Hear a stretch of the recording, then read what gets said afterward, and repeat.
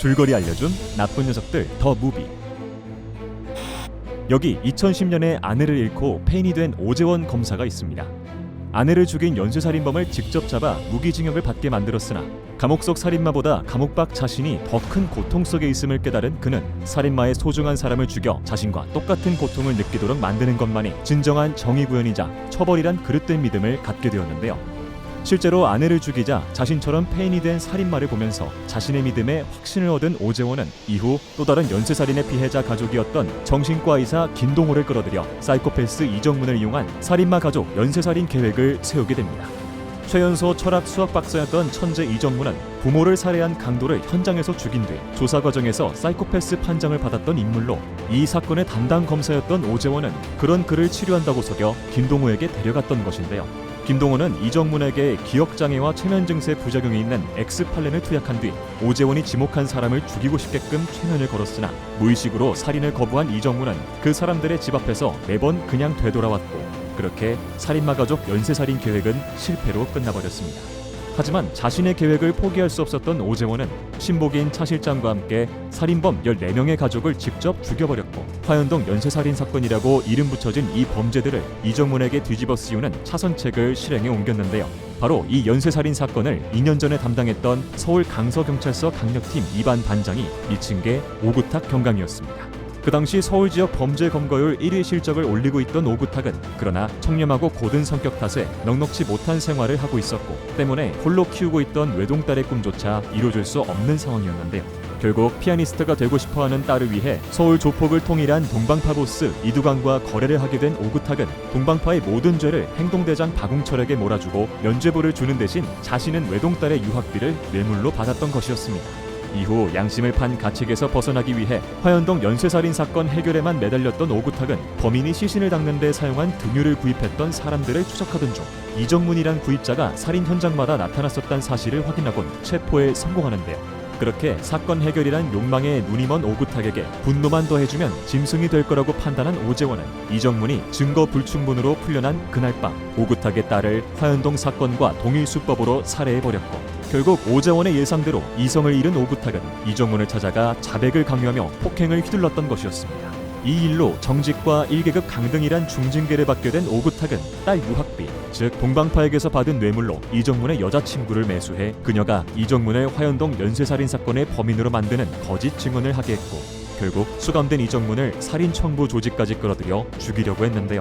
하지만 우연히 이정문과 같은 교도소에 수감 중이던 자수한 킬러 정태수가 조직의 지시를 거부하면서 이정문은 목숨을 부지할 수 있었습니다.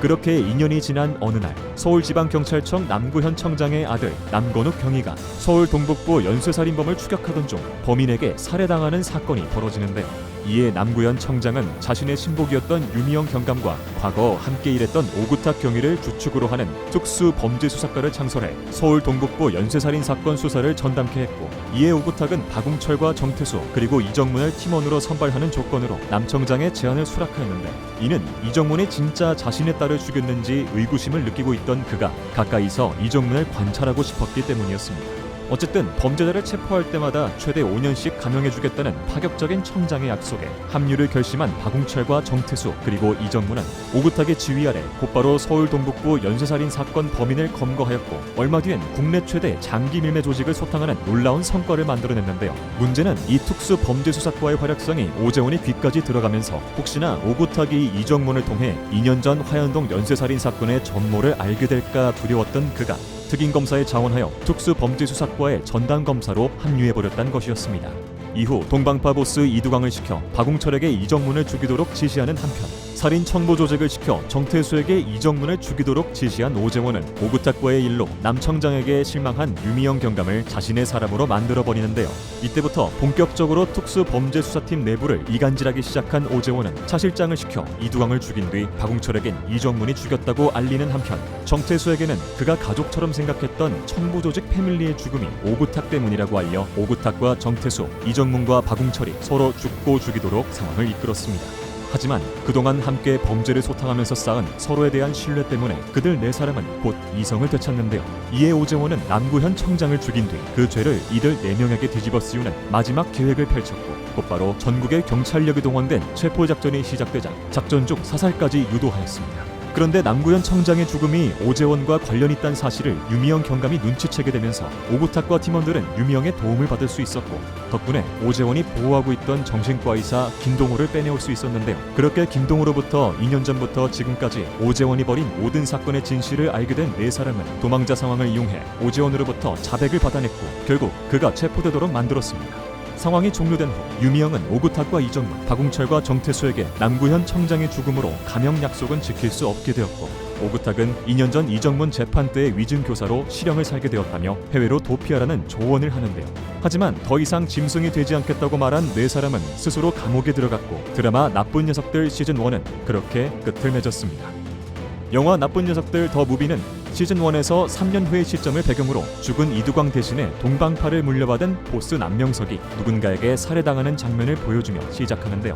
형제 같던 친구 남명석의 장례를 위해 복역 중이던 박웅철이 3일간 특별 외박을 받고 감옥에서 나온 사이 남명석 살인사건의 유력한 용의자가 타고 있던 교도소 호송 차량이 습격을 받아 죄수들이 탈주하는 사건이 발생하자 이를 해결하기 위해 출소해 있던 오구탁을 경찰 고위 간부가 불러들여 다시금 특수범죄수사과를 소집한다는 내용이 영화의 핵심 설정입니다.